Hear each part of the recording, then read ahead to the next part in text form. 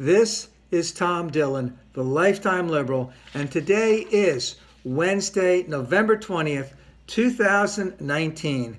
The title of this rant is Why Trump Pardoned Military Murderers. So while the impeachment is going on, we can never lose sight of the fact that this guy and all of his ilk are just not only amoral, totally immoral human beings. So last week, Trump pardoned 3 military people. They had been either accused or convicted of murder. And let's specify this very clearly. They were accused of killing either prisoners or civilians who were unarmed outside a war zone. And that was witnessed by military personnel within their squad, unit, platoon, company, whatever. They told their superiors about this. It was investigated by the military and it was brought to trial. And those who witnessed it were there to testify against their own person, that person who they fought with side by side. So just imagine how unbelievable it would be that you're outside of a war zone and one of the members of your unit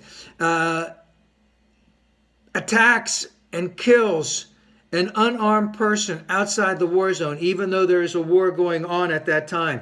How they must have reacted to seeing something like that. And then testifying against those people because they knew that that was not the right thing to do. And of course, way outside the code of military justice, big things about all of that going back. But the question is, why did this happen? And it's because of the view of this president and the white people in the White House and the white people who are Republicans in the House and Senate and in all aspects of state, local, and local government that, according to his view of the president, these people were less than human. All right. And that's what allows them to be treated that way. So whether it is the Muslim ban, where he considers them less than human, whether it is the caging of brown adults and children fleeing extreme violence in Central America, he can do this because they're less than human. Whether he can talk about those shithole countries because they are less than human. And just the most recent thing done right before our eyes, and there's really nothing we can do about it right now, except vote this guy out, is where he allowed our partners, the Kurds, that he green-lighted Turkey to invade northern Syria, where Turkey has basically been committing war crimes and genocide against the Kurds, whom we said that we would support. I mean, why? Psh, they're less than human. And that's okay with everyone in the Republican Party. All right?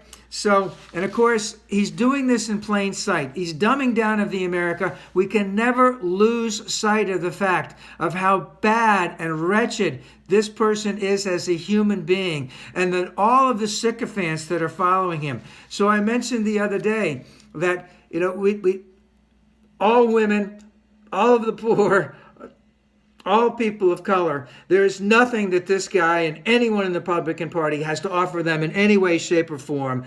And if he doesn't get impeached and then taken out of office, he must be voted out of office. We now need to add the military to this, because look what he is doing to the military by doing such a thing, taking away our help of the Kurds and allowing murderers within their ranks to go free. So we need to vote this guy out, and we need to vote every single GOP member in terms of the national election, local elections, city elections, state elections. We need to vote them all out. This type of government, just cannot continue.